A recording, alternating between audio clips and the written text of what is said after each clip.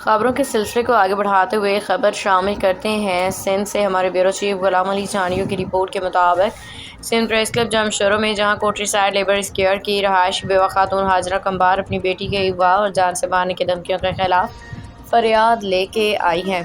खातून का कहना है कि उनकी बेटी साइमा कन्बार को आसिफ कन्बार उनके रिश्तेदारों ने अगवा कर लिया है। मुसलसल संगीन नताइज की धमकियाँ दी जा रही हैं। मुतासरा खानदान ने अला हुकाम से अपील की है कि उन्हें इंसाफ फराहम किया जाए और मुलजमान को कानून के कटहरे में लाया जाए।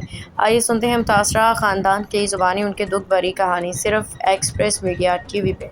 मिलण ॾियनि था मूंसां ॾाढो ज़ुल्म थियो आहे। मूंखे अपील थी कयां मुंहिंजी धीउ मूंसां मिलाइनि। मूंखे कोर्ट ते नवकोट रहनि था। शायदि नालो आहे हिकिड़े जो आसिफ़ नालो आहे। हिकिड़ो उन्हनि जो भेणियो आहे, उहा धुणे जो आहे। उन्हनि सां छोकिरी उन्हनि जी भॼी शादी कई, खणी बि विया आहिनि। मुंहिंजी धीउ वरी उन्हनि जे घर धारियनि जे रखी आहे, पंहिंजे घर बि नथा रखनि।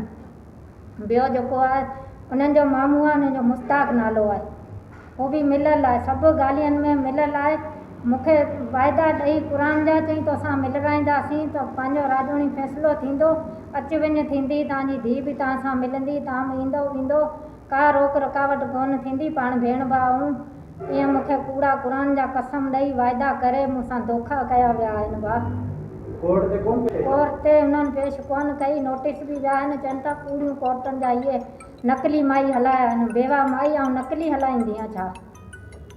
इहो मुंहिंजो का ॻाल्हि खे नथा मञनि, मूंखे धमकियूं ॾियनि पिया। मुंहिंजी धीउ जो मूंखे जानी ख़तरो आहे। हाणे चवनि था मारे छॾींदासीं, ॾींदासीं कोन तोखे। धमकियूं शायदि ॾिए थो, हुनजी माउ थी ॾिए। मुंहिंजो सौटु आहे सॻो पप्पू, मुस्तफ़ा नालो आहे, मुश्ताक नालो आहे, मामू आहे छोकिरनि जो।